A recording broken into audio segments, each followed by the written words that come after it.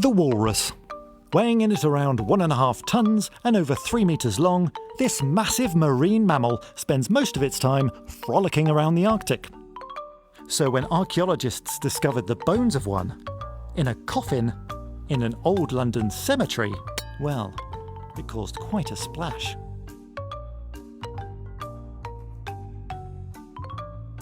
In the early 2000s, a big new extension to bring the Eurostar rail service to London's St Pancras station was underway.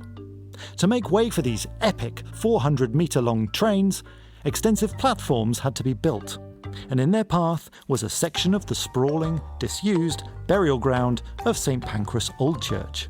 So these works took place in 2002 and 2003, and the organisation I used to work for assembled a multidisciplinary team of field archaeologists and specialists, including specialists at the Museum of London, to meet the requirements of this complex and challenging project.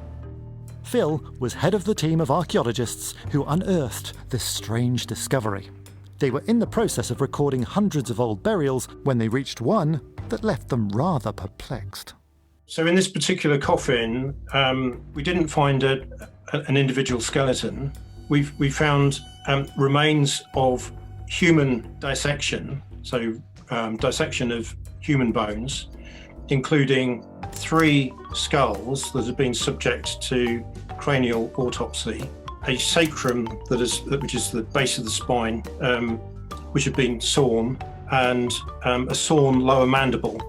So these were remains that had come from the work of an anatomist or a surgeon. Alongside those human remains were bones from the left forelimb, left hind limb, and various distal bones, the sort of fingers and toes of both sides, of a very large Pacific walrus. We definitely didn't anticipate that in the project design. Now, for a bit of context, St Pancras Old Church was once a small, rural parish, sitting outside the reaches of London for hundreds of years. That was until London saw huge expansion in the 18th and 19th centuries. Outbreaks of disease, development and a growing population resulted in the size of St Pancras' burial space swelling to eventually having large extensions to cope with the huge demand of death in its new urban surroundings. The burial ground was closed in 1854, along with many other overcrowded metropolitan churchyards. I was contacted by Alan Pipe, who was working for Museum of London Specialist Services back in October 2004. Richard Sabin is Principal Curator of Mammals at London's Natural History Museum. It was one of those calls, emails that you hope you're going to get in your career, which I did, fortunately, to say that something very unusual, the bones of something very unusual had been found in a grave with human remains, and they needed to understand what these things were. When Alan brought the box over to me, it sat with me on my desk for a day before I took the lid off. But when I took that lid off and looked inside and saw these huge limb bones, it was fairly obvious to me at the time what I thought they might be, but I rushed down to the marine mammal collection.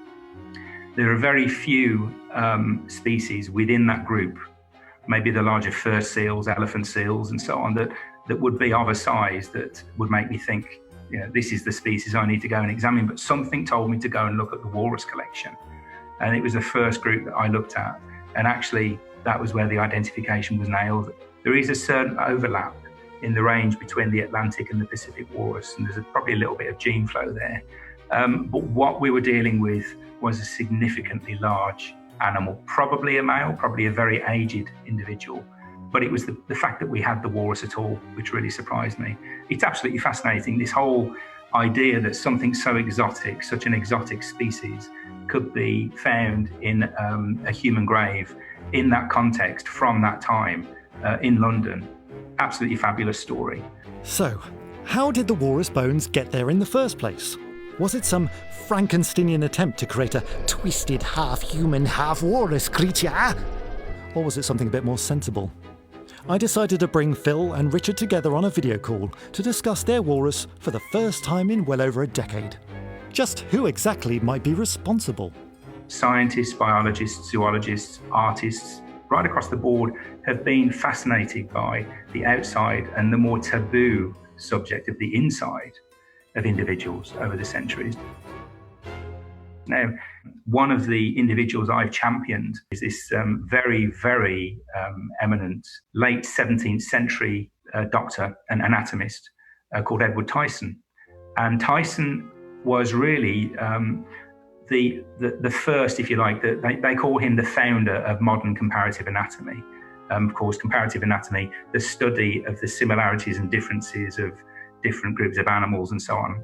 Doctors would often build their own comparative anatomy collections.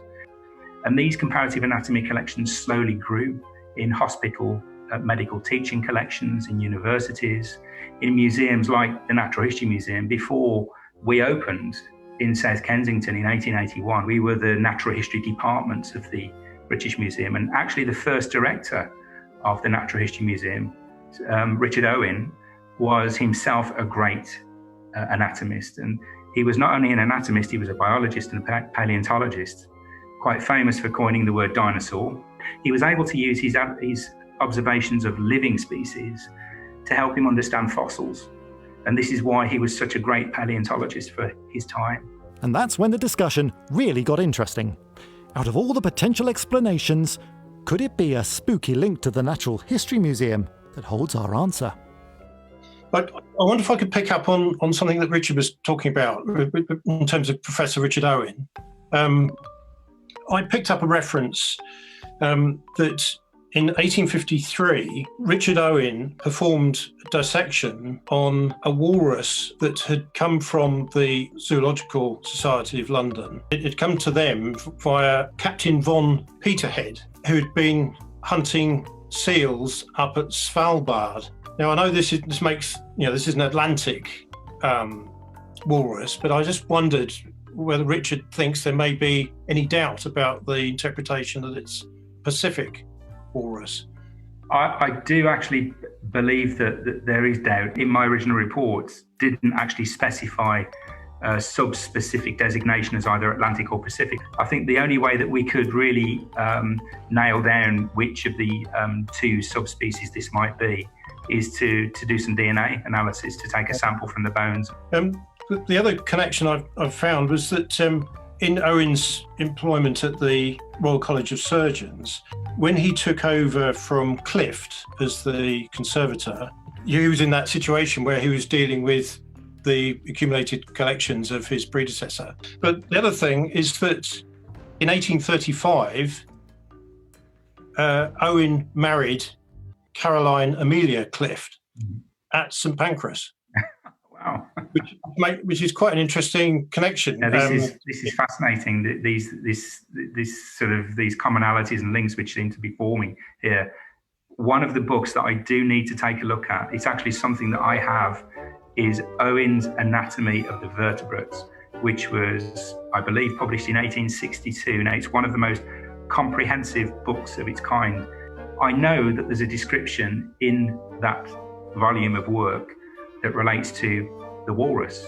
And maybe, just maybe, looking at all these lines of evidence, all these suppositions, and this could be a specimen that Owen examined, had illustrated, which appears in the volume, which might well be, who knows, the source of the remains that were found in that grave. Okay, promising.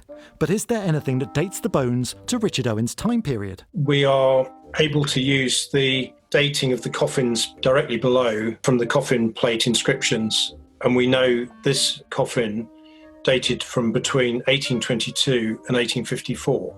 From our three-dimensional model, we can see that the coffin is actually relatively high compared to the various burial trenches that were recorded. So it's one of the later mass burials, and that pushes it towards the 1850s, perhaps, which is the date when we have this published account by Richard Owen dissecting a walrus at the Royal College of Surgeons. The circumstantial evidence is very strong.